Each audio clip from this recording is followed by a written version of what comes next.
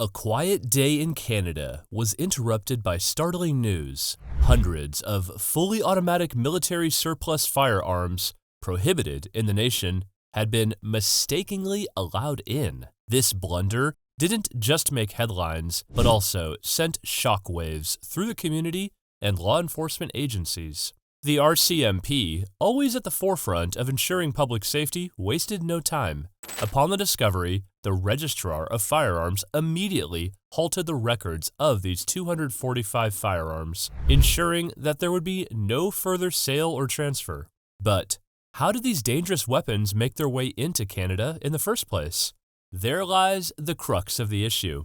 3 firearm businesses had imported these guns, registering them under the guise of being semi-automatic Tavor X95s, weapons that can indeed be sold in Canada. However, a meticulous physical inspection revealed the truth. These were not the semi-automatics they claimed to be, but were in fact the prohibited, fully automatic Tavor X95 MSWs.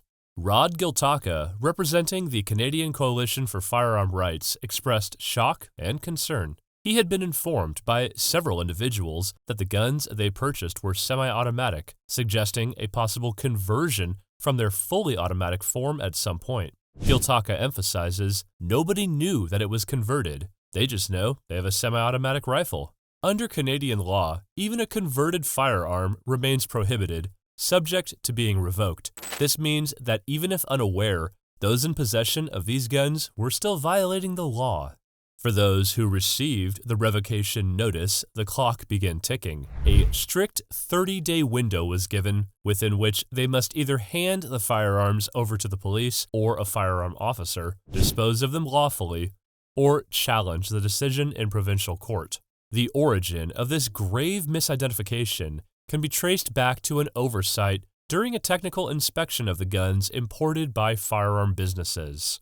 An image of the revocation notice that circulated on social media emphasizes these Tavor X95 MSW firearms would not have been permitted entry into Canada had they been properly verified as prohibited firearms. This slip-up has certainly highlighted the flaws in the system and the pressing need for a more rigorous process.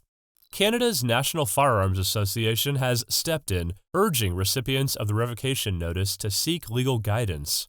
Blair Hagan, a representative of the association, assured that they are actively assisting the affected gun owners. Interestingly, this incident comes at a pivotal moment when the Senate is delving deep into gun control legislation.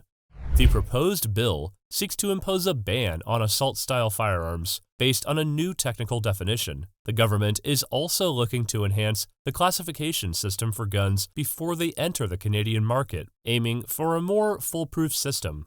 Yet, the Tavor incident glaringly revealed that even with a firearm reference number in place, there's room for error. The firearms in question had been imported and registered using a reference number that matched the semi-automatic Tavor X95, bypassing the correct reference number for the prohibited Tavor X95 MSW. Gun control groups like Police Souvient and Danforth Families for Safer Communities have long been advocating for a stringent pre-authorization process, especially for potentially dangerous products like guns. Their call for mandatory physical inspections by the RCMP before the introduction of a new model in the Canadian market now seems more pertinent than ever. As this story unfolds, the RCMP continues its investigation, aiming to prevent such oversights in the future. The incident serves as a crucial reminder. Vigilance and accuracy in firearm identification are not just regulatory requirements, but essential pillars in ensuring public safety.